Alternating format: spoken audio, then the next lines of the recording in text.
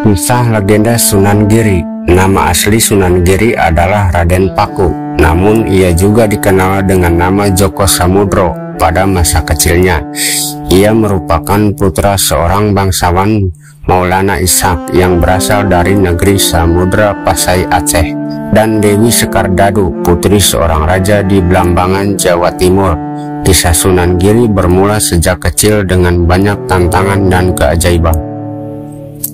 Ketika Dewi Sekardadu hamil Raden Paku, keluarganya merasa mendapat musibah besar akibat masuknya ajaran Islam ke wilayah mereka karena dianggap membawa pengaruh asing. Bayi Raden Paku akhirnya dihanyutkan ke laut oleh keluarga Dewi Sekardadu. Namun atas kehendak Allah, bayi itu selamat. Ia ditemukan dan diasuh oleh Nyai Siti Aminah, seorang perempuan salehah yang tinggal di sekitar Gresik, Jawa Timur.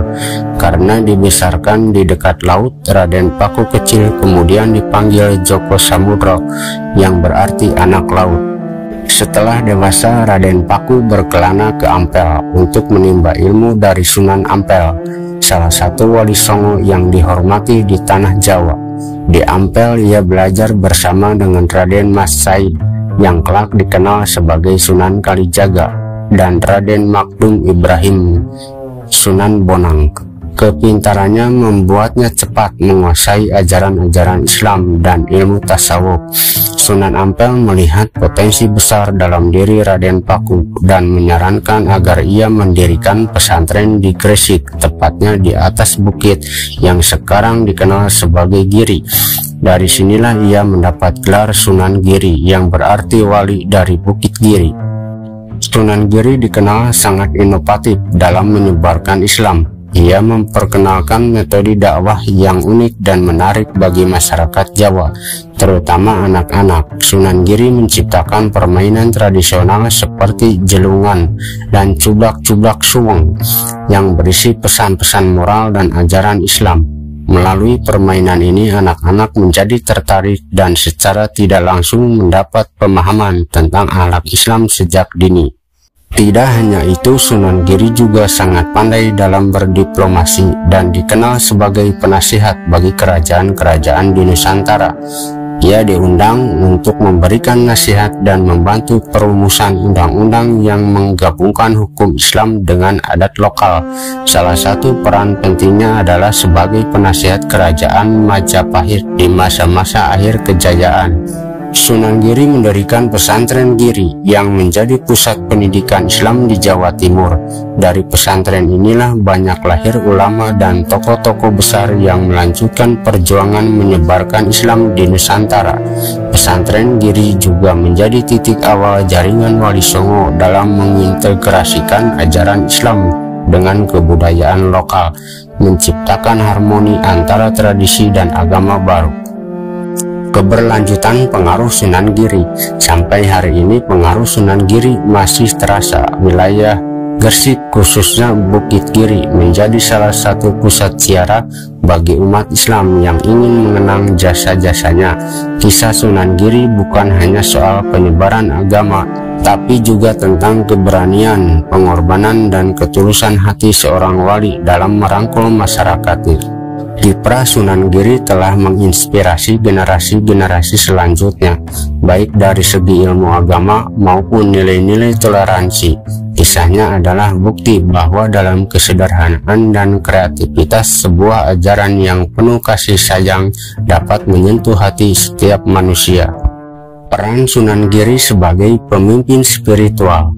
Setelah mendirikan pesantren Giri, Sunan Giri mulai dikenal sebagai pemimpin spiritual yang dihormati.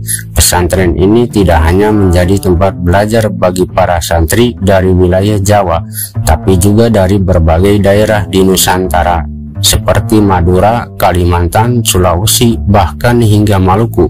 Banyak murid yang datang dengan tujuan untuk belajar langsung dari Sunan Giri. Disinilah Sunan Giri mulai dikenal sebagai Raja Tanah Giri atau Prabu Satmata, gelar yang menunjukkan posisinya sebagai pemimpin agama dan masyarakat. Kepemimpinan Sunan Giri membawa dampak besar karena ia memiliki jaringan yang luas hingga keluar Pulau Jawa.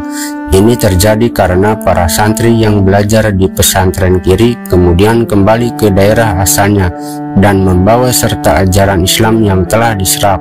Dengan begitu, ajaran Islam tersebar secara damai melalui jalur pendidikan, tidak melalui perang atau paksaan. Strategi dakwah dengan permainan tradisional. Salah satu cara unik Sunan Giri dalam berdakwah adalah melalui permainan rakyat yang mengandung unsur ajaran Islam. Selain cublak-cublak suweng, ia juga mengembangkan permainan seperti jamuran, sulur-sulur, dan jelungan. Setiap permainan ini memiliki pesan moral yang mendalam, misalnya tentang keikhlasan, kebersamaan, atau pentingnya menjaga amanah. Dalam cublak-cublak suweng misalnya ada makna tentang pencarian suweng atau harta yang sebenarnya adalah simbol dari kebijaksanaan sejati yang hanya bisa ditemukan dengan hati yang bersih. Melalui permainan ini, anak-anak dan masyarakat umum bisa belajar ajaran Islam dengan cara yang ringan dan menyenangkan. Tak heran pendekatan Sunan Giri ini membuat ajaran Islam cepat diterima di masyarakat Jawa, bahkan menjangkau wilayah pedalaman yang sulit dijangkau dengan cara-cara formal. Pengaruh Sunan Giri di kerajaan-kerajaan luar Jawa. Selain di Pulau Jawa, Sunan Giri juga memiliki pengaruh di kerajaan-kerajaan lain seperti Ternate dan Tidore di Maluku. Beberapa murid Sunan Giri bahkan dikirim ke kerajaan-kerajaan ini sebagai penyebar agama. Salah satu tokoh yang terkenal adalah Sultan Zainal Abidin dari Ternate, yang konon adalah murid dari murid Sunan Giri di Ternate. Ajaran Islam tumbuh dengan pesat berkat jaringan dakwah yang sudah dibangun oleh Sunan Giri. Karena perannya yang luas, Sunan Giri dianggap sebagai imam para raja. Gelar ini diberikan karena ia menjadi rujukan bagi para pemimpin kerajaan yang menjadi arahan dalam hal agama maupun tata kelola pemerintahan yang sesuai dengan nilai-nilai Islam. Bahkan ketika Sunan Giri meninggal, pengaruhnya tetap terasa karena pesantrennya tetap menjadi pusat penyebaran agama Islam di Jawa Timur dan Nusantara. Akhir hayat dan warisan Sunan Giri. Sunan Giri wafat pada tahun 1506 Masehi dan dimakamkan di Gresik, Jawa Timur. Makamnya di Bukit Giri menjadi salah satu tujuan ziarah utama hingga kini, di mana banyak orang datang untuk mengenang jasa-jasanya dalam menyebarkan Islam. Pesantrennya tetap bertahan, melahirkan para ulama yang berkontribusi besar dalam memperkokoh ajaran Islam di Jawa. Warisan Sunan Giri tidak hanya dalam bentuk ajaran agama, tetapi juga dalam bentuk kebudayaan yang memperkaya tradisi Nusantara. Penggunaan seni, permainan, dan kearifan lokal untuk menyampaikan nilai-nilai agama menunjukkan bagaimana Sunan Giri menghargai budaya masyarakat dan membuat ajaran Islam terasa mengakar di hati masyarakat Jawa. Kisah Sunan Giri ini menyimpan pesan kuat tentang kebijaksanaan dalam berdakwah dan pentingnya pendekatan yang penuh kasih dan pengertian terhadap budaya setempat.